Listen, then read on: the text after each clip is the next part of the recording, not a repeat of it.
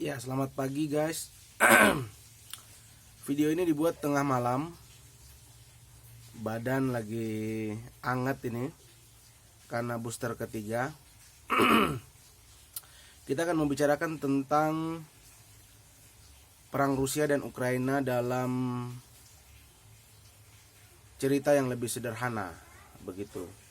Agar kita semua dapat memahami kondisi yang terjadi dan kita punya perspektif yang berbeda, begitu. Video ini dibuat tidak untuk kaum yang ngapain sih bahas ini, Saya pikir penting untuk kita peduli dan aware terhadap isu-isu global, isu-isu internasional, supaya kita kalau ada diajak diskusi kita lebih tahu. Jam 2:30 pagi video ini dibuat. Kita akan menjelaskan sebenarnya konflik apa yang terjadi antara Rusia dan Ukraina dengan pembahasan yang lebih ringan. Saya sudah mengumpulkan beberapa jurnal yang saya baca dan saya resum, dan kita akan menyampaikannya dengan cara yang ringan dan mudah dipahami. Kita akan membawa cerita ini dalam citra versi sinetron. Saya yakin ibu-ibu dan bapak-bapak akan sangat senang jika memahami masalah dengan penjelasan yang lebih ringan, begitu, terkait Rusia dan Ukraina.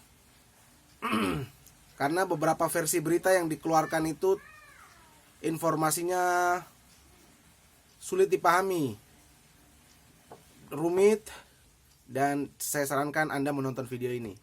Jangan lupa like and subscribe. Jadi cerita ini kami mulai. Konflik antara Rusia dan Ukraina ini dimulai kurang lebih 20 tahun yang lalu, ya. Kita ibaratkan Rusia itu sebagai suami dan Ukraina itu sebagai seorang istri. Kurang lebih 20 tahun yang lalu, suaminya Rusia ini menceraikan istrinya, yaitu Ukraina. Konflik yang panjang membuat mereka cerai, dan kemudian ada kesepakatan bersama bahwa anak-anak ini diurus oleh Ukraina. Ada 3 anak yang kita ibaratkan sebagai daerah dari bersatunya Ukraina dengan Rusia dulu dalam USSR, United Socialist Republic of Russia. Ukraina dan Rusia, USSR runtuh, Rusia berdiri sendiri, Ukraina berdiri sendiri. Mereka cerai, ada anaknya 3 daerah ini.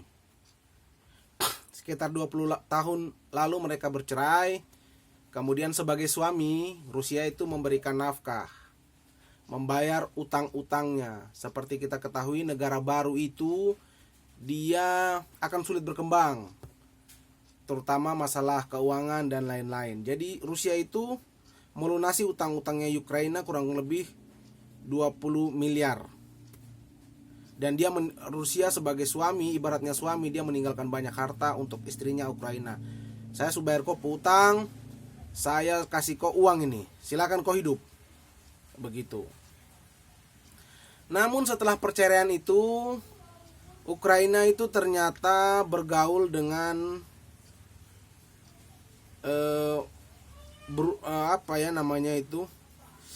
bajingan-bajingan, begitu. Dia bergaul dengan bajingan-bajingan.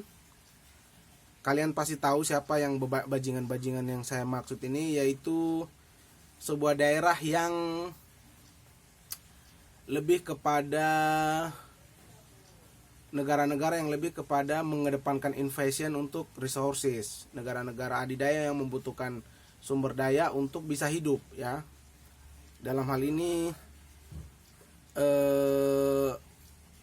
preman-preman itu adalah kelompok preman yang berasal dari Eropa, Uni Eropa. Side by side belakangnya itu adalah US, ya. Jadi sekelompok anak-anak ini mulai menjalin hubungan dengan mantan istrinya, dalam hal ini Ukraina. Mereka menjadi dekat dan mengacukan Rusia sebagai mantan suami. Namun suatu saat mantan suami ini terus diprovokasi untuk terus mengganggu mantan suaminya, yaitu Rusia. Karena memang kita ketahui di Ukraina ini adalah lokasi yang paling strategis untuk dikuasai apabila musuh dari Rusia ini ingin menyerang ibu kota Moskow.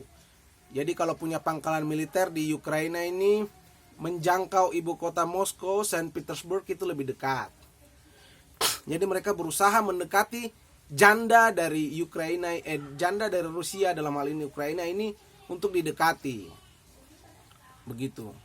Namun motifnya ini berbeda. Uni Eropa dan US ini memprovokasi Ukraina untuk berkelahi terus dengan mantan suaminya. Begitu. Mereka cuma memanfaatkan istrinya untuk mengancam dan berniat untuk menjatuhkan Rusia. Bahwa dulu Rusia itu waktu menikah dengan Ukraina itu kasihan dong, tersiksa dong apa.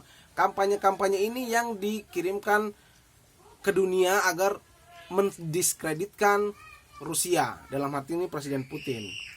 Ya, namanya mantan suami, sudah pisah dengan istri sudah dikasih uang untuk hidup, istri punya utang sudah dibayarkan. Kenapa kok bergaul dengan orang lain terus kok ganggu saya? Turn back pointnya tuh di sini. Rusia menjadi marah. Saya sudah hidup Piko, saya sudah ini.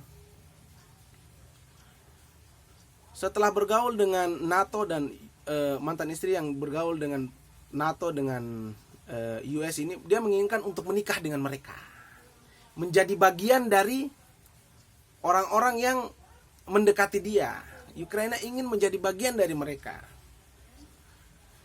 dan Ukraina tuh ingin saat dia bersama dengan pasangan yang baru, mereka berdua ingin mengganggu atau istilahnya ingin membalaskan dendam dan mewujudkan mimpi untuk membalaskan suaminya ini, mantan suaminya ini, yaitu Rusia. Namun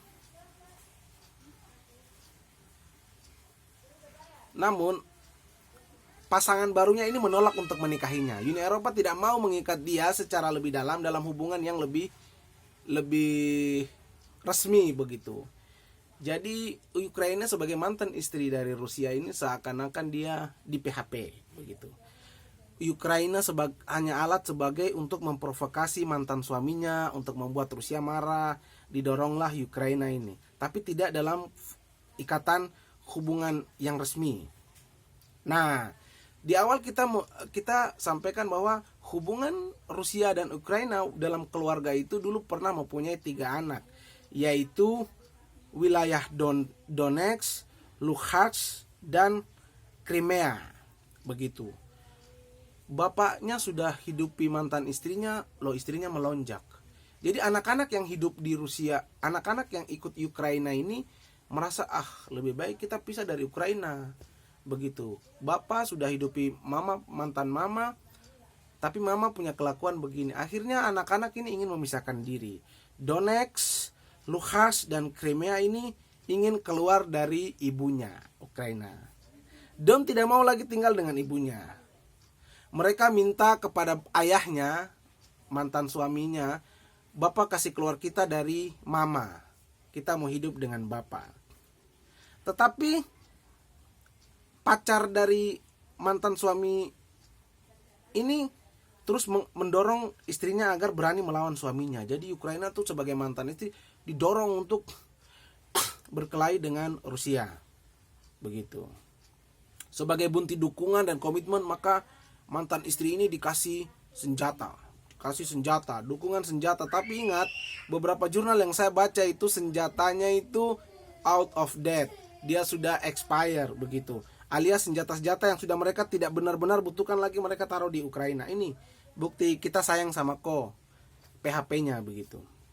Untuk agar Ukraina itu punya keberanian untuk berkata lebih keras lagi kepada mantan suaminya Rusia ini. Dan mereka juga berjanji akan menjadi bagian dari Ukraina kalau sampai terjadi betul-betul perang antara Ukraina, mantan istri, dengan mantan suaminya Rusia.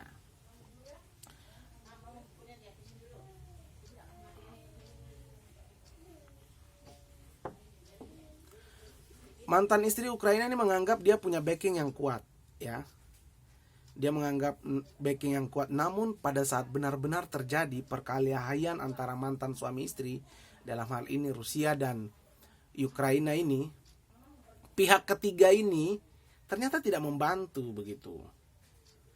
Pihak ketiga ini justru bersembunyi dan berkuar-kuar seolah-olah mantan suami ini jahat. Padahal seharusnya daripada artikel-artikel yang saya baca ini bahwa sebenarnya Rusia itu ibaratnya seperti, kalau kau jual, kau nantang, kenapa saya harus takut? Begitu. Prediksi saya, pihak ketiga yang mengganggu hubungan ini, dia takut kepada sahabat-sahabatnya mantan suaminya, yaitu Rusia.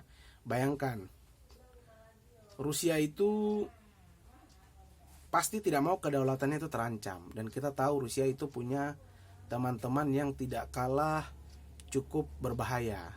Negara-negara yang menjadi kongsi dari Rusia itu, dia punya hulu ledak nuklir masing-masing yang posisinya cukup strategis untuk menjangkau pantai-pantai Eropa maupun pantai-pantai Amerika. Jadi saya pikir ada perhitungan khusus dari pihak ketiga yang mengganggu Rusia sebagai mantan suami melalui Ukraina ini.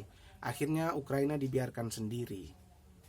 Begitu. Ingat, kalau dalam perspektif saya, artinya tentu banyak kepentingan di dalamnya. Tentu di atas kepentingan ada kepentingan yang lain, ada kebutuhan resources yang lain, ada pertarungan geopolitik yang penting. Saya pikir